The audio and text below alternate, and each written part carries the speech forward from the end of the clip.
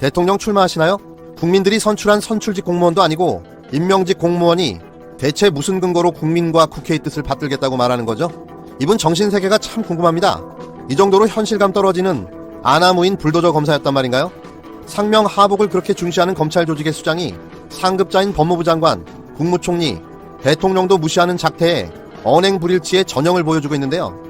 윤석열 총장님, 당신의 직속 상급자는 대통령입니다. 대통령의 뜻을 받드시면 됩니다. 국민의 뜻이요? 국회의 뜻이라고요? 정신 좀 챙겨주시기 바랍니다. 이런 상황에서 윤석열 검찰총장은 조국 장관 일가족 수사를 계속 강행하겠다고 밝혔는데요.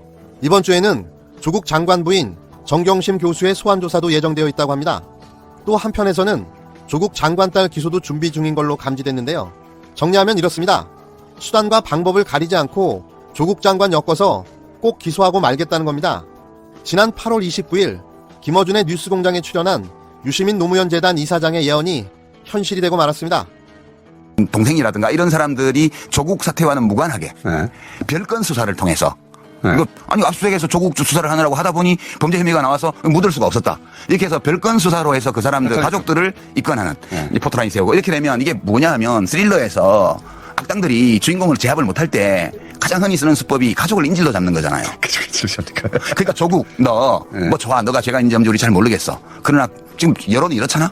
그러니까 이쯤에서 너가 안 물러나면 가족이 다쳐. 이 사인을 준 거라고 저는 봐요. 이게 맥락인데 그래서 이게 저질 스릴러로 지금 국면 전환이 이루어지고 있는 거죠. 검찰의 가족 인질극이 본격화된 건데요. 딸은 기소 안 할 테니 표창장 위조를 인정해라.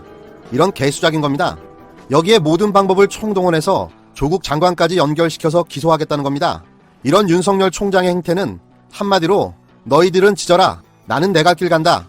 아니 나는 끝까지 간다. 마이웨이 하겠다는 겁니다. 제동장치가 고장난 칼잡이 윤석열. 이제 방법이 하나밖에 남지 않았습니다. 감찰반 수사 개시와 지시 불이행에 의한 파면. 제가 너무 나갔나요? 통제 없이 휘둘러대는 망나니 칼을 더 놔둬서는 안 될 듯합니다. 대통령의 결단이 필요한 시점입니다. 고려대 로스쿨 김기찬 교수는 조국 법무부 장관이 윤석열을 지휘감독하는 것이 이해 충돌인 것과 마찬가지로 윤석열이 조국 법무부 장관 수사를 진행하는 것도 이해 충돌이라는 글을 페이스북에 올렸는데요. 조국 장관 수사는 정부 조직법에 따라서 국무총리가 지휘 감독해야 한다는 겁니다. 그러면서 지금같이 아무도 지휘 감독 안 하는 폭주 상태를 방치하면 나라가 망가진다고도 주장한 건데요. 검찰청법과 정부 조직법에 따른 국무총리의 지휘 감독에 윤석열이 불복하고 항명하면 즉각 징계하고 해임해야 한다고도 밝혔습니다. 하고 학교에 복직원을 내고 그러고 나서 법무부 장관으로 지명이 된다고 한다. 이 말이 나왔을 때부터 언론 보도가 시작이 됐죠. 뭐 큰 문제 있겠냐. 조국 되게 걱정 없이 살아온 소년 같은 사람인데 뭐 특별한 게 있겠냐 이렇게 생각을 했죠. 근데 조국 본인이 아니고 그 돌아가신 아버지 또 어머니 동생 조카 그 배우자 아들 딸 이게 차례차례 나오는 거예요. 근데 제가 그 다 아주 개인적인 생활과 관련된 것이고 공적인 게 아니어서 아는 바가 없잖아요. 뭘 알아야 한마디 해줄 텐데 그래서 아는 것도 없고 그래서 가만히 있었죠. 그래서 가만히 있다 보니까 이게 끝도 없이 가는 거예요.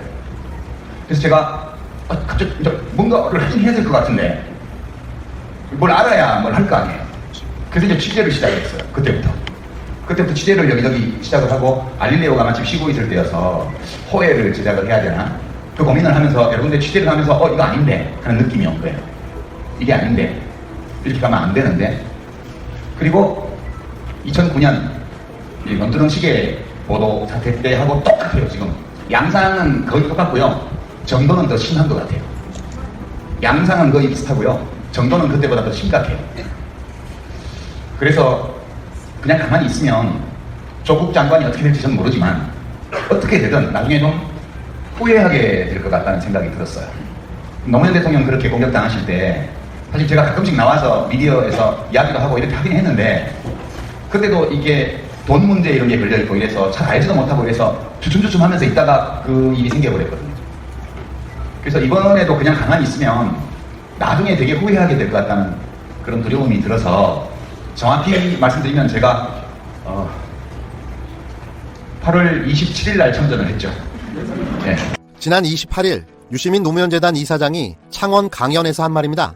윤석열 총장은 지명 전에 조국 일가에 대한 내사 자료를 토대로 해서 범죄자라는 판단을 했고 그 판단을 근거로 해 청와대에 전달하려고 했다는 겁니다. 법무부 장관을 통해서가 아니고 다른 사람을 통해서 전달하려고 했다는 거죠. 그러면서 그런 행동을 한 적이 없으면 윤 총장이 저를 고발하면 된다라고 말했는데요. 언론이 유 작가의 이 말을 가볍게 듣고 말았습니다. 강연에서 가장 중요하게 뽑았어야 하는 내용이었는데요. 유 작가가 말하려고 했던 것은 윤석열은 정치검사이다라는 사실입니다. 윤석열 입장에서는 매우 민감한 부분이며 그래서 유 작가가 고발을 감수운운한 거죠. 검찰총장이 청와대에 보고할 것이 있으면 장관을 통해서 해야 합니다. 그게 정상입니다. 그런데 윤석열은 내사 자료를 가지고 비정상적인 라인을 통해 청와대에 접촉을 하려 했던 겁니다. 이른바 검찰, 청와대 비선 라인을 구축하려 한 거죠. 정치검사가 청와대의 정치 권력을 확보하는 방법인 내사 자료를 내놓고 정치적 거래를 하려 했던 겁니다. 검찰 개혁의 주요 내용 중 하나가 검찰의 정치적 독립입니다. 정치 권력과 검찰 권력이 짬짬이를 해 권력을 공유하게 되면 우병우 같은 정치검사에 의해 국정농단이 발생하게 되는 거죠. 노무현 대통령이 한 것이 검찰 권력에서 정치 권력을 떼어내는 것이었고 문재인 대통령도 검찰의 정치 독립을 보장해주고 있는 건데요. 윤석열은 내사 자료를 들고 청와대의 비정상적인 접촉을 시도했다는 사실 하나만으로도 검찰총장 자격을 잃을 수 집중하려 혼자 왔는데 어찌나 눈물이 자꾸 나오는지 속상하고 밤이 되니 춥고 바로 촛불 시민들의 따뜻한 모습이었습니다. 서초동 역시 20대가 정말 많았고 그 열정과 개혁을 위한 목소리는 뜨거웠습니다. 여의도와 서초동에서 함께하니 그 빛남이 배가 되었던 것 같습니다. 물론 전 여의도에 있었습니다. MBC 제목 잘 뽑았다. 응답하라 국회 동원집회. 제목 엄청 좋습니다. 광화문을 동원집회로 국회 앞 촛불은 응답하라 국회로 뽑았습니다. 보는 사람도 시청자도 즐거운 MBC입니다.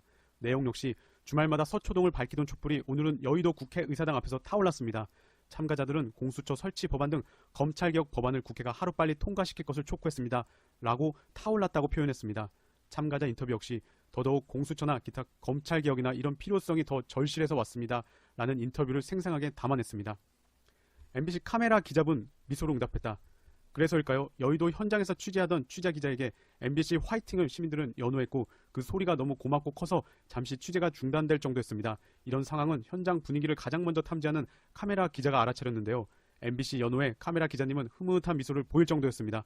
대단합니다. 시민들과 MBC 기자들, 카메라 기자분들 모두 하나가 된 여의도 현장이었습니다. 저도 곁에서 지켜보며 얼마나 흐뭇했는지 모릅니다. KBS 기자는 호위 경찰들에게 손사래를 쳤다. 어제 1억 넘게 받는 KBS 고액 연봉 기자들의 현실을 전달해드리기로 했었는데요. 여의도 현장에서의 KBS 기자들은 현실을 제대로 보고 왔을 것입니다. KBS는 현장 스케치 취재는커녕 시민들에 둘러싸여서 KBS 진실보도 함성만 가득 들었습니다. 그 함성은 시민의 진실한 함성이었는데 그 함성을 카메라에 담기보다는 당황하는 KBS 기자들의 모습만 보였습니다. 조선만 경찰 후위를 받는 줄 알았는데 KBS 취재진 곁에는 야광 경찰분들이 가득했습니다. 물론 다른 취재진들에게도 숨은 경찰들이 있었겠지만 공영방송 KBS가 어쩌다 이 지경이 됐을까요? 오래 다닐수록 연봉이 올라가고 더 신의 직장이 될수록 진실 보도와 함께 시민 편에 서야 할 KBS인데 반성을 해야 할 것입니다. 급기야 KBS 취재진은 시민들이 아닌 경찰들에게 취재도 못하겠다고 손사래를 흔드는 장면까지 보여줬습니다. 그리고는 조용한 곳으로 자리를 옮겼습니다. 시민 곁에 있지 못하는 KBS 기자들 1억 인상 연봉만 받다 보니 더 이상 그들의 눈높이는 시민이 아닌 더 높은 곳에 있었던 것일까요? 반성해야 할 것입니다. 시청료 내는 것도 이제는 시민들의 시청률로 나눠줘야 하지 않을까 합니다. 청원도 올라갔다고 하는데 그래야 바른 시민들의 목소리가 더 방송을 통해 알려지고 힘을 얻게 되지 않을까 합니다. JTBC는 옥상에서 그리고 현장에서 돌아오라. 저는 현장에서 손석희 돌아오라. 촛불 시민들의 간절한 외침을 들었습니다. 한 번이 아니었고 여러 번이었습니다. 단상에서는 들었죠 손석희 돌아올 거라 믿습니다 라고 응답했습니다. 유시민 작가님도 손석희 사장 알아두시는 게 좋을 것 같다라고 할 정도였는데요. 현장의 온도와 목소리는 그리고 여의도의 목소리는 팩트 그 자체였습니다. 그래서일까요? JTBC 뉴스를 보니 옥상 중심 여의도 현장 취재 영상이 많았습니다. 현장에선 외면 받기에 쉽게 시민들 인터뷰를 할 수 없었기 때문입니다. JTBC의 뉴스는 한 걸음 더 들어가 보겠습니다 이랬는데요. 이제는 현장에서 한 걸음 뒤에서 옥상에서 들어가 있는 상황입니다. 현장의 외침 그리고 손석희 돌아오라란 외침이 간절해서일까요? 그래도 JTBC는 이날은 국회로 간 촛불, 공수처 촉구란 헤드라인을 뽑아내긴 했습니다. 물론 현장 인터뷰는 없었습니다. 여의도에서 공수처법 통과 촉구, 1000만 명의 조국이 모였고 조국 장관님이 분신술을 써서 1000만 명으로 늘어났습니다. 공수처 설치 법안과 검경 수사권 조정 법안의 상임위원회 심사기한이 오는 28일로 다가오면서 국민의 뜻을 국회에 전달하겠다는 그 열정은 더욱 커졌습니다. 국민들의 80%가 넘게 원하고 있습니다. 아무리 언론들이 공수처 찬반 프레임으로 몰아가려고 해도 시민들은 80%가 넘게 원하고 있습니다. 기승정 조국 사퇴를 외치다가 이제는 공수처 반대로 그 속을 드러내고 있는 실정입니다. 검찰개혁의 핵심은 공수처 신설이고 우리 국민은 이미 촛불을 들고 공수처 신설, 검경 수사권의 완전한 조정을 이루라고 명령을 하고 있습니다. 고위공직자와 모든 국민이 똑같이 법 앞에 평등하고 공정하게 수사를 받아야 할 것입니다. 공수처는 필수 요건으로 검찰개혁,